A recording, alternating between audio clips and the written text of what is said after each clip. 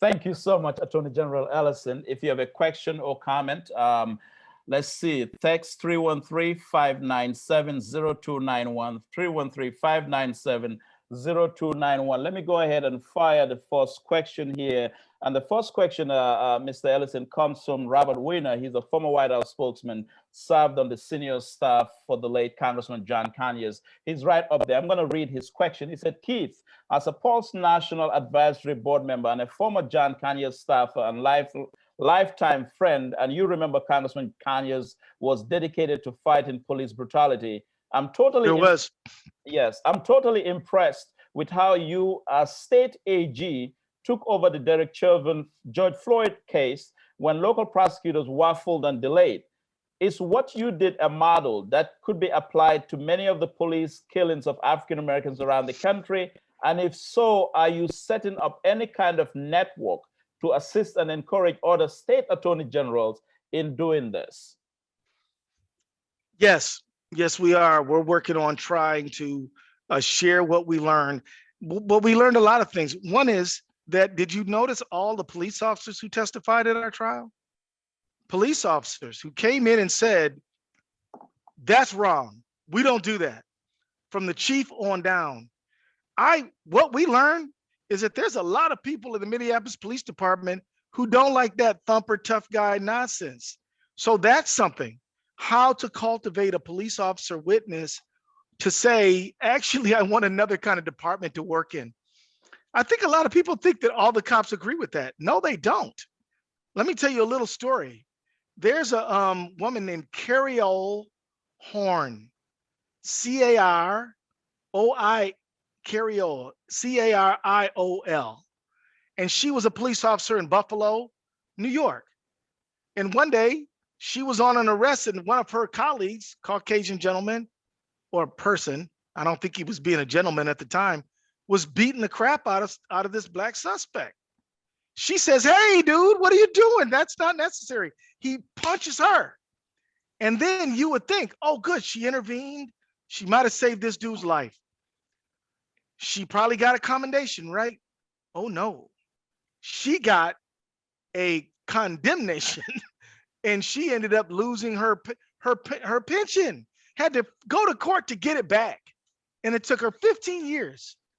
If that's the culture, then good officers like Cariol Horn who joined the force to help people in their toughest time. What is it like for them? You talk to a lot of black cops, they're like, man, y'all think that these bunch of bullies are only racist to you? They're racist to us.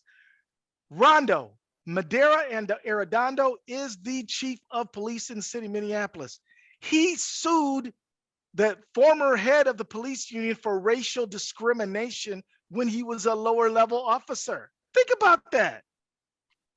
We need to get in contact with black officers to say, look, you joined the force because you didn't want nobody breaking in your mama's back. You know, you didn't want you wanted to live in a safe community. You wanted to be a help. Let's build on that.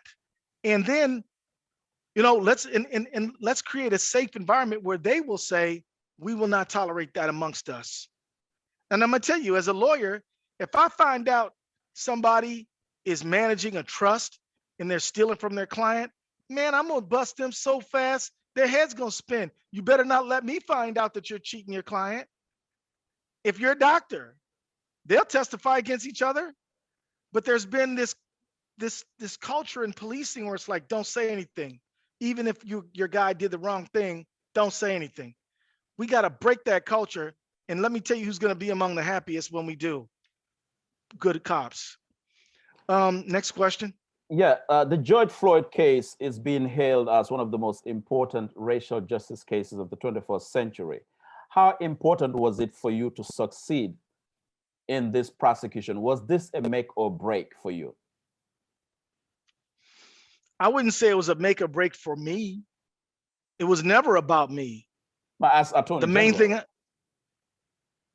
but I took myself out of it, right?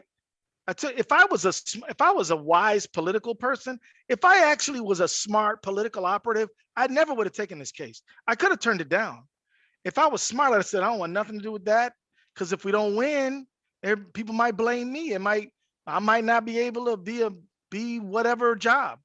But the advantage that I have is I don't give a crap about titles, and I'm not very ambitious.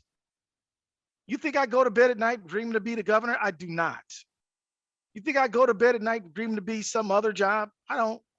You wouldn't be I'm on a a happy man. you wouldn't be on a presidential ticket someday? If I am, I am. I don't think about it. I don't worry Okay, about it.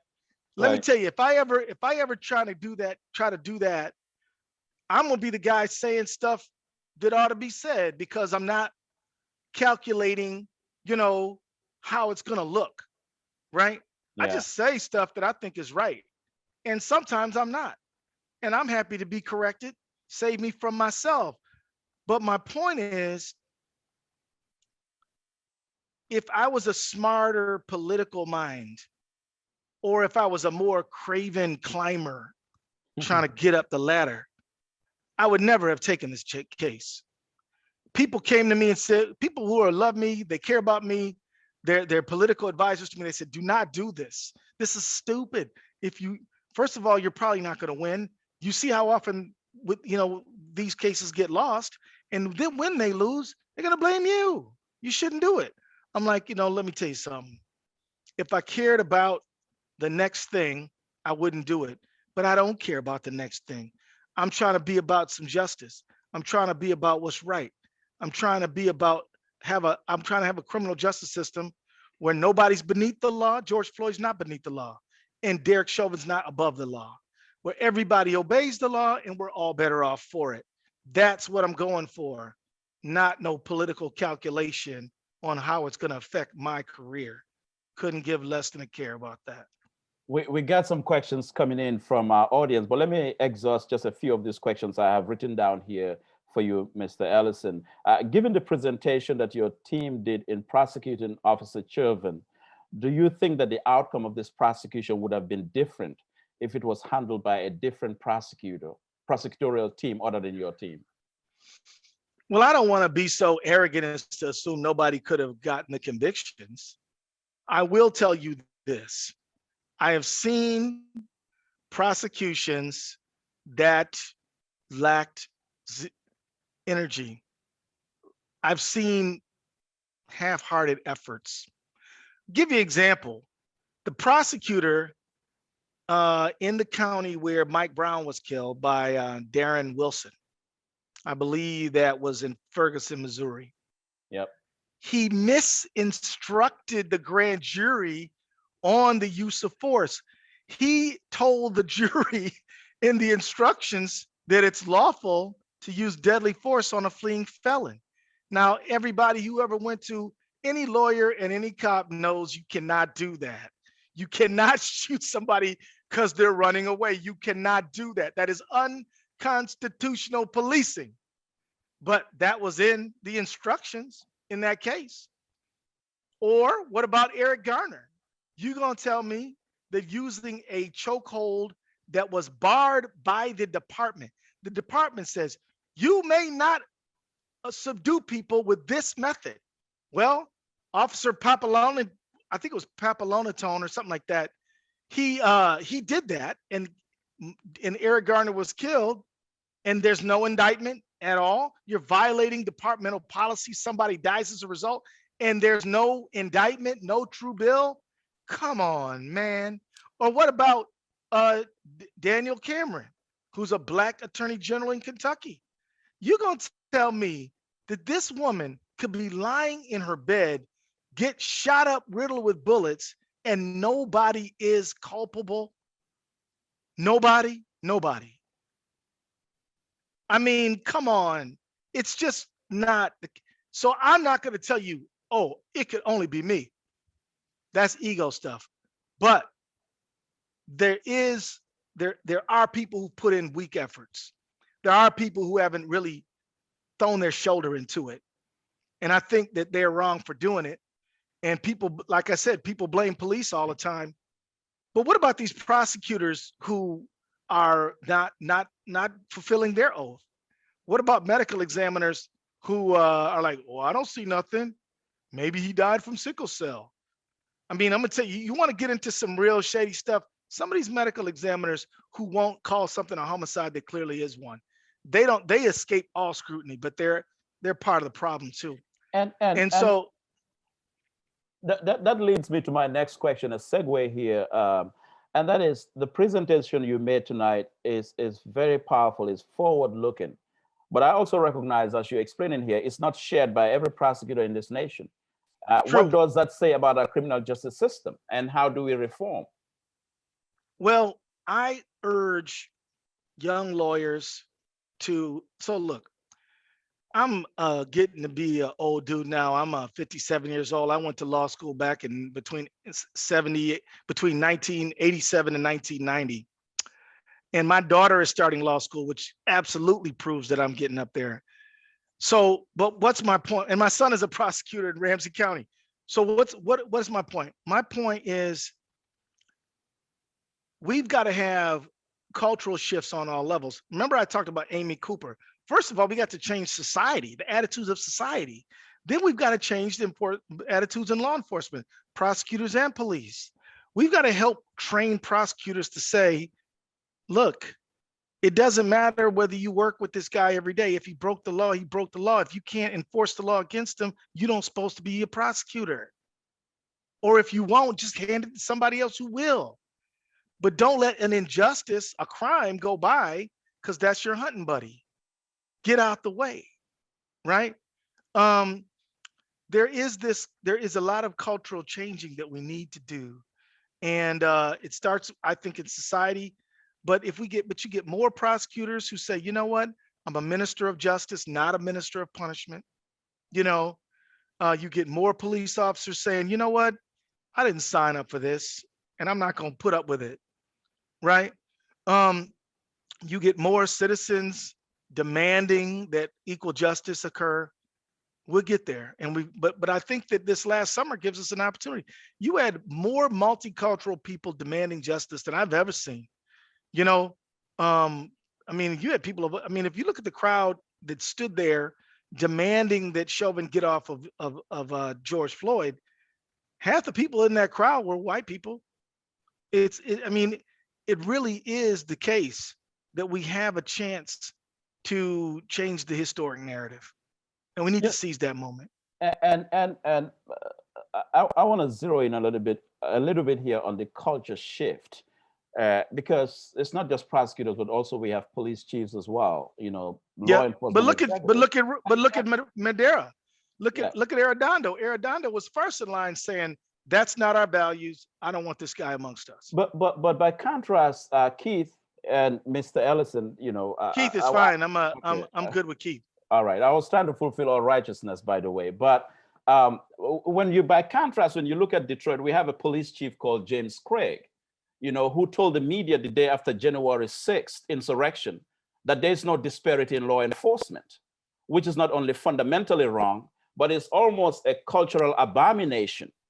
So across the nation, and we convened, the PuLSE Institute, we convened a meeting of African-American police chiefs, including Chief Riley, who spoke earlier here, a very progressive police chief. He was the chief of police in Selma, the cradle of civil rights, saying, Chief Riley said on my radio program that anybody who thinks there is no racial disparity in law enforcement is just morally bankrupt. So when you have these mixed signals coming from law enforcement executives here, I think it makes this reform even more complicated. How do you, as not only an attorney general, but as a very influential Black male, given the space that you occupy, how are you able to perhaps influence those who are still holding on what I call the last vestiges of Bull O'Connor type of policing? Well, I'm gonna tell you, I don't know the chief in Detroit, but I would absolutely disagree with that statement that's been attributed to him. What I would say is you have chiefs like Chief Riley. There's a chief in North Carolina, a woman who is a very forward-thinking African-American woman police chief. You got people like Val Demings, who's running she was a police chief in Florida. She's running for Senate in Florida right now. The more people you get who are honest and decent and have some integrity, and you put them forward, the harder it is for the ones who are just trying to perpetuate injustice and wrong. And so it is a struggle. I mean, I wish we could snap a finger and we could go from all bad to all good. Life isn't like that. You snap your finger, you go from really bad to a little bit better to a little bit better than that, and that is how it is.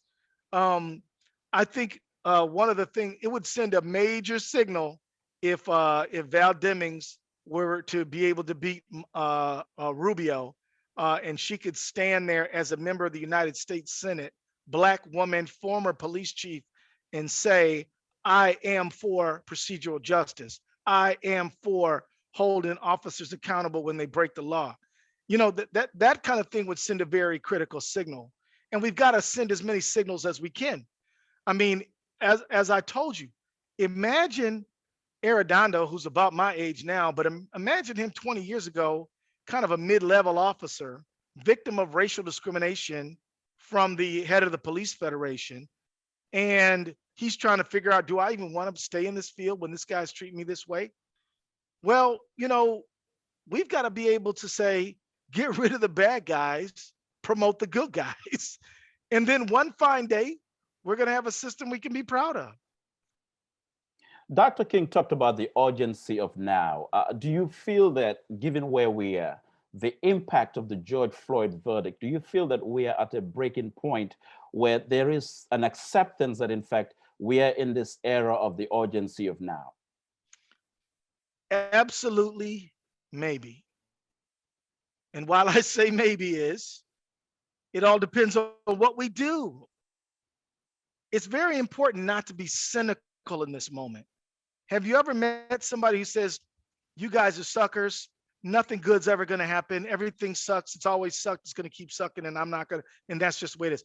Those people never make history.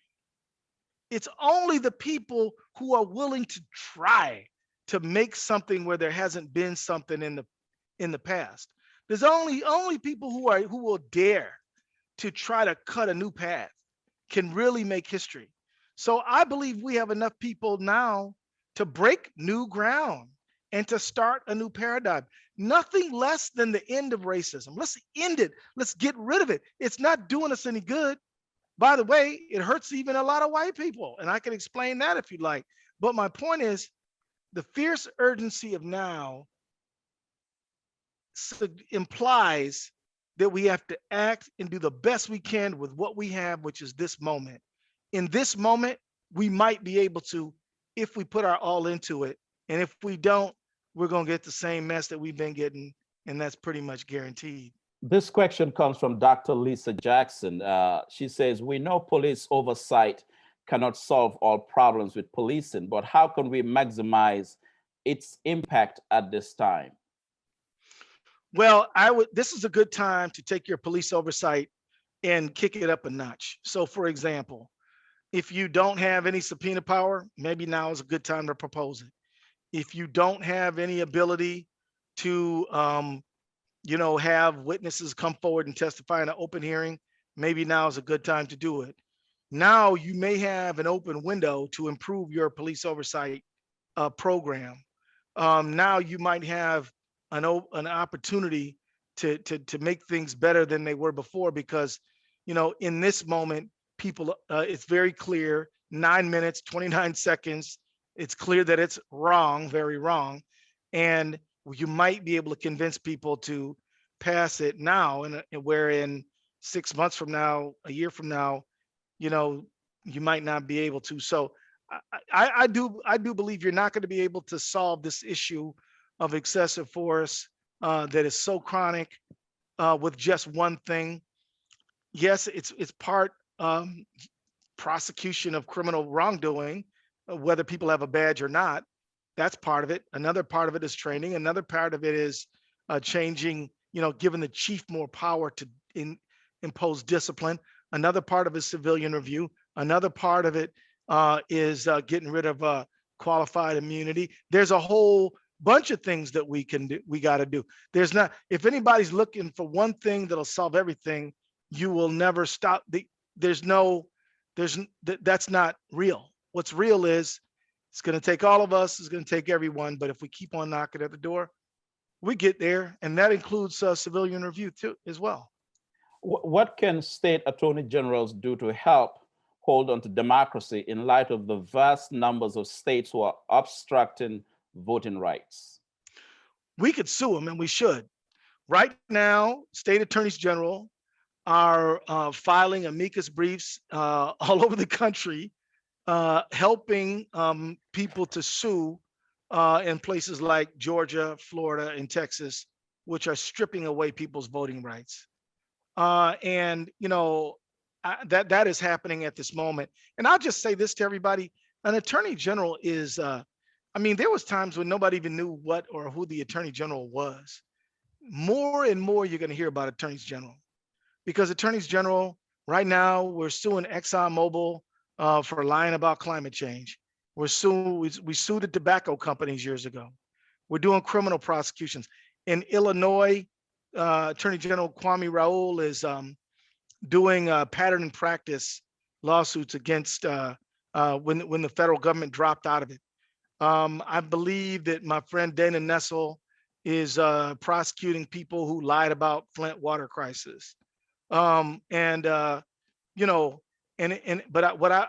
don't know that to be certain. I think I read that, but what I will say is that it is a good idea for the people on this call to get into dialogue with the attorney general and say, hey, look, what about this? Can you do this? Is this something you can do? We think you need to be more a part of this or that. And it's not that great of an idea to just say, who cares about the AG? Because the AGs can do a lot. The AGs can do a lot. And I tell you, some states where the attorney general has complete jurisdiction over the police and every district attorney, like in the state of New Jersey and in the state of Delaware, they've been able to do some tremendous things. In my state, I'm not the boss of the district attorney. The district attorney gets elected on his or her own. I can have influence over them, but I don't just tell them what to do. But in some states they do. But in every state, the attorney general can use the powers he or she has to move forth the system of justice. The next question is, should the federal government be charged with removing state and local laws that continue to perpetuate racism because federal laws trump state and local laws? An example would be covenants that are still in the books. Well, if you talk about racial covenants, they were made unenforceable in a case called Shelley versus Kramer. But I bet some of y'all live in houses where it says only people of the Caucasian race will ever be able to live in this house. Anybody have a restrictive covenant in the house they bought? Show of hands, nobody? I'm gonna tell you, they're all over South Minneapolis, and they're unenforceable, but they're there. I'll also say that you're right about preemption. Federal laws do preempt state laws wherein the federal law is allowed to be the law in that particular situation, like voting rights stuff. And I think that it is important for the federal government, Department of Justice, to go after laws that are discriminatory in their effect or are explicitly discriminatory.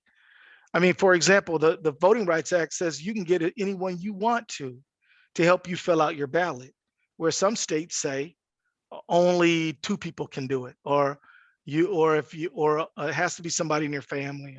That's all stuff that's preempted by federal law. So it's a good idea to really dig in and take a look at that.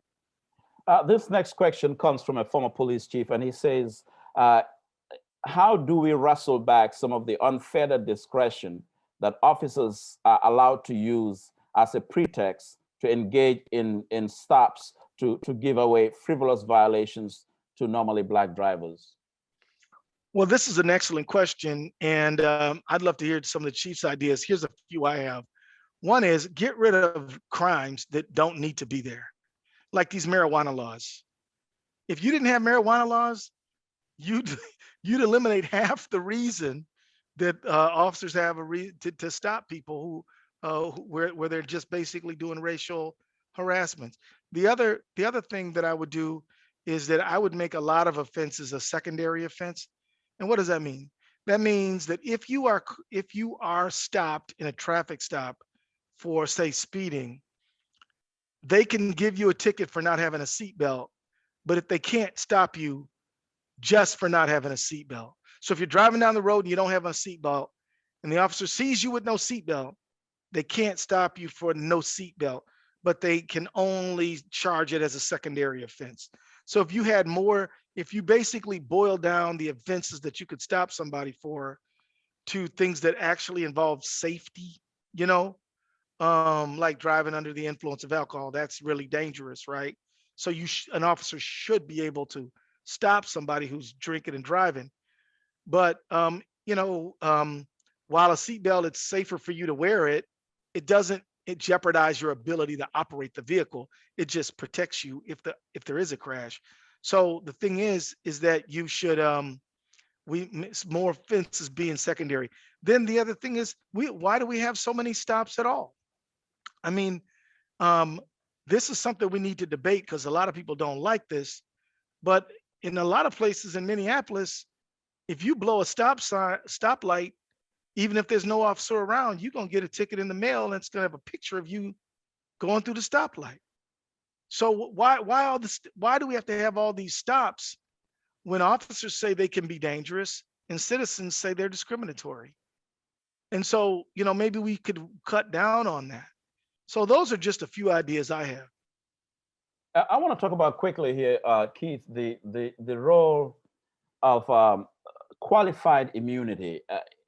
Your take on that and why you think is at the very core of reform, because I take the position that with qualified immunity intact, reform becomes almost like building castles up in the air. Well, let me tell you this. So first of all, for people who may or may, you probably know all about qualified immunity. For the folks who don't know about it, maybe I should just talk about what it is. Is that a good idea? Yes. I don't want to tell people stuff they already know. So what qualified immunity is, it's a civil doctrine. It doesn't impact prosecutors.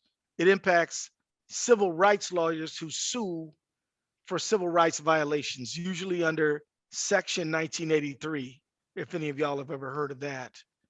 And so what it means is that unless there's been a case almost identical under which an officer has been held civilly liable before, then qualified immunity would protect them from liability unless it's already happened and somebody's been held accountable for it, which is really, it's a judge-made doctrine. No legislature passed it. It's a judge doctrine. It's a judicial thing. And it's just to protect people from being held responsible for violating people's civil rights. Why is it a dumb doctrine? I don't know. Maybe because officers go to the academy and they learn about Graham versus Connor, which is the constitutional standard for an officer using any type of force at all, right?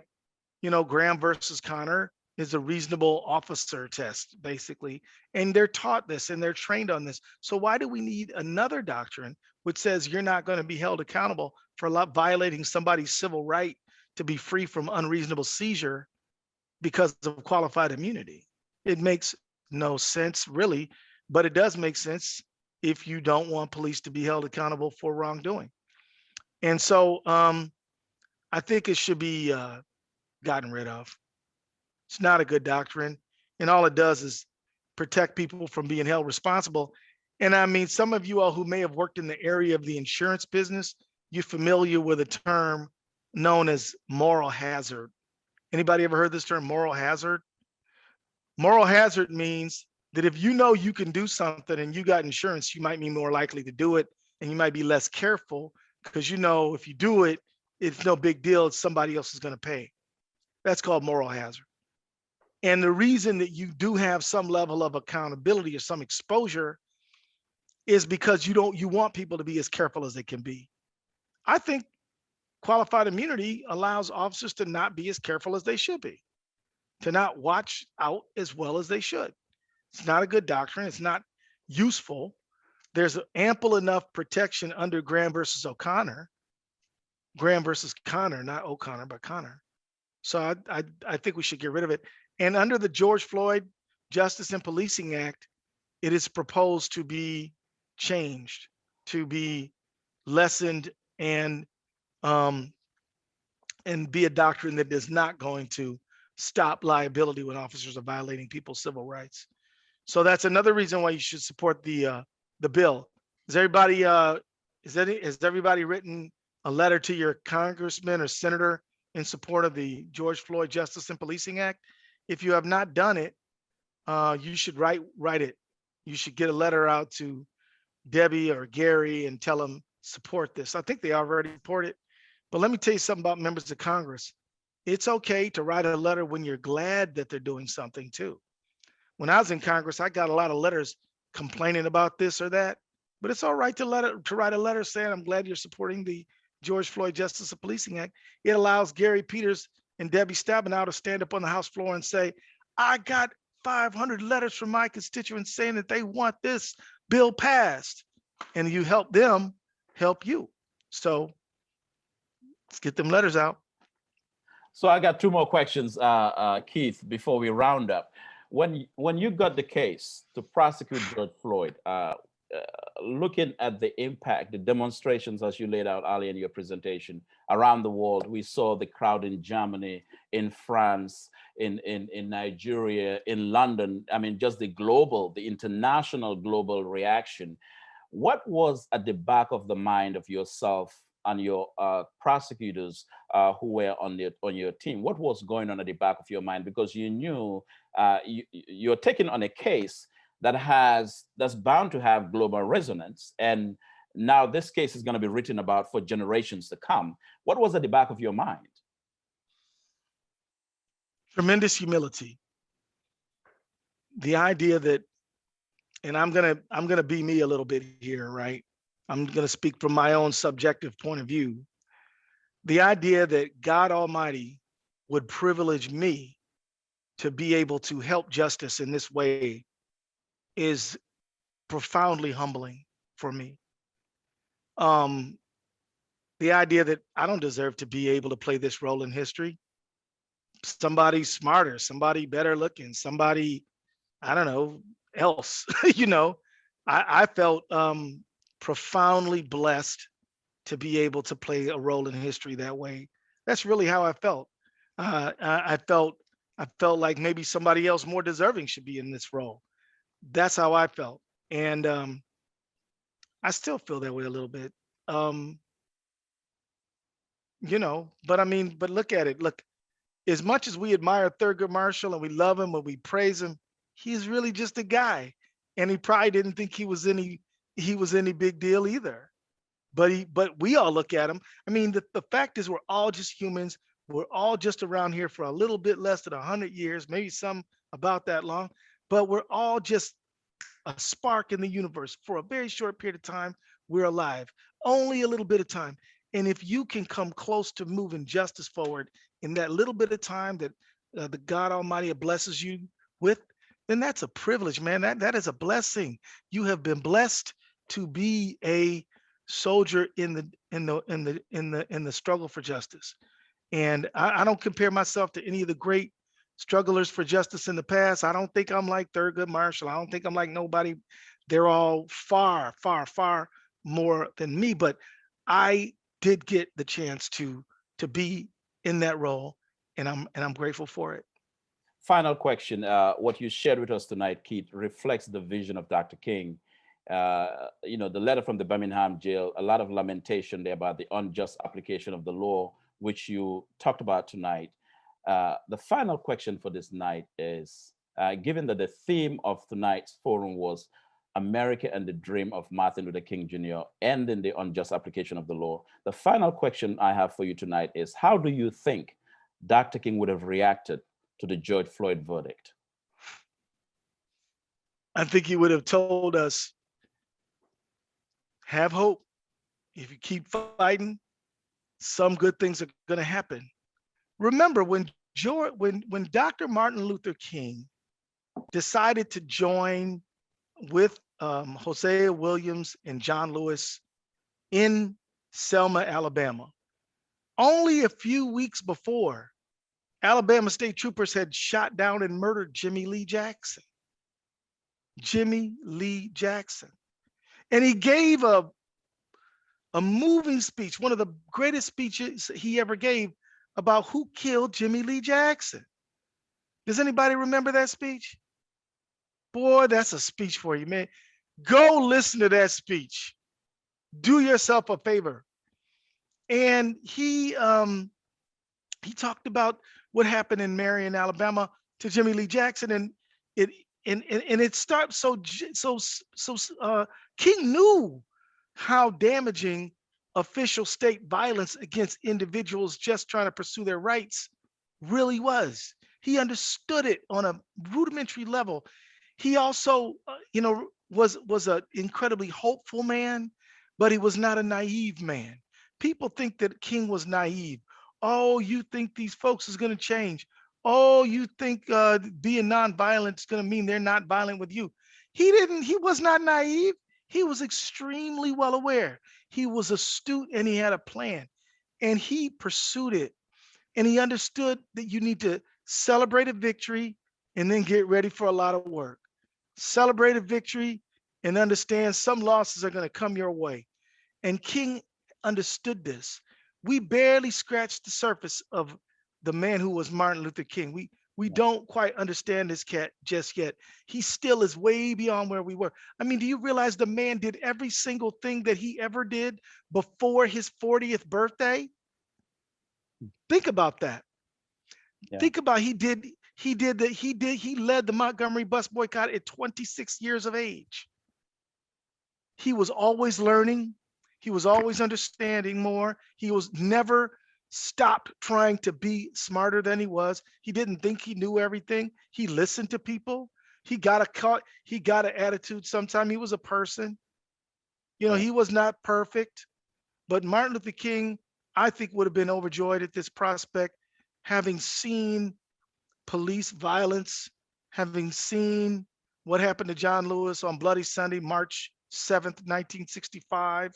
He knows. He spoke about police brutality in the 1963 I Have a Dream speech, his most famous speech, not his best speech, but his most famous speech.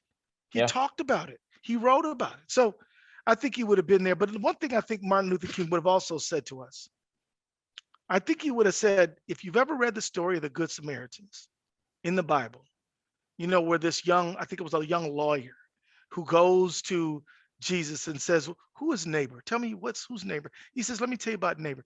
Neighbor is this Samaritan, who, by the way, the Samaritans were the consummate other. The Jews of that time viewed them as heretics in that part of the world.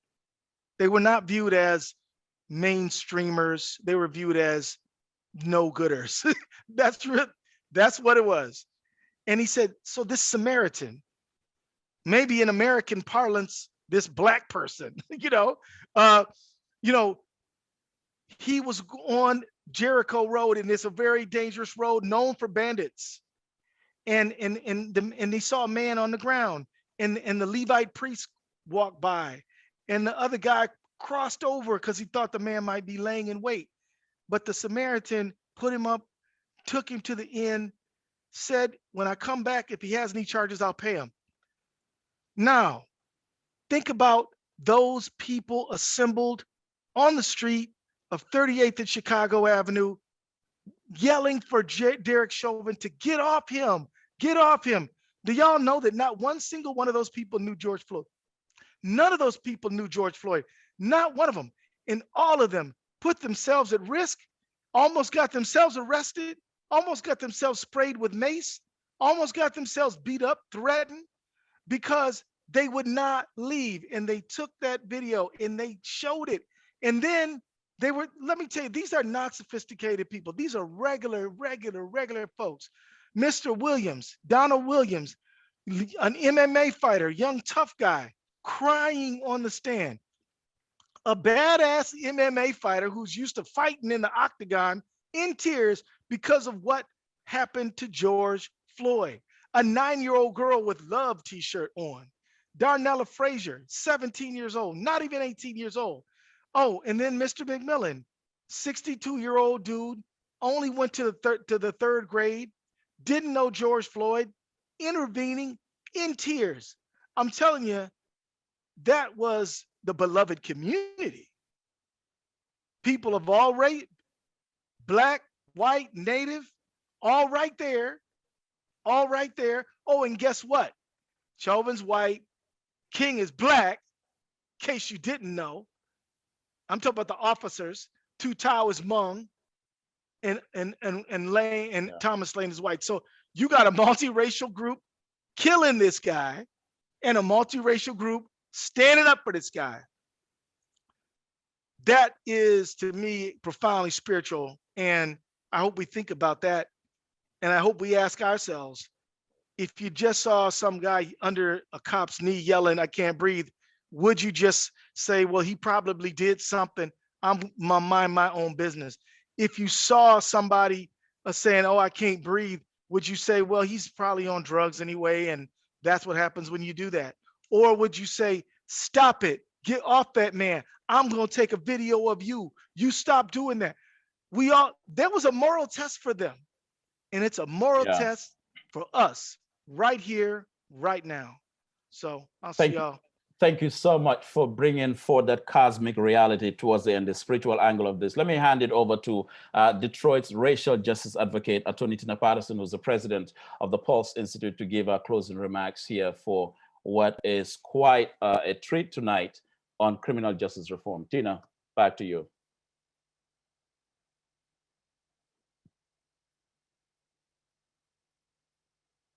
Thank you, Bankole. Thank you to Attorney General Keith Ellison. We appreciate your time, and especially with you just bringing together the history, the culmination of King, and the moment of the historic verdict of the murder of George Floyd. Thank you so much for bringing it into that just much necessary perspective for us here in Detroit and around the country, around the world. It's just such an honor to hear your perspective about such an important moment of time that will generate and reverberate throughout history for decades, if not centuries to come.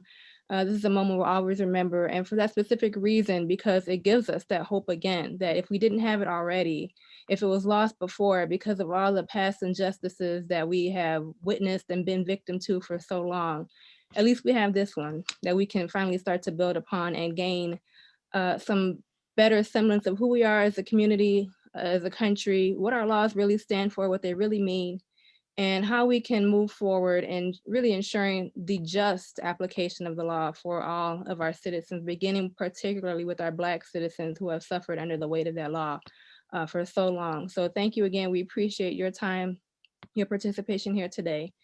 And for everyone on the call, for Chief Riley, who spoke earlier, thank you.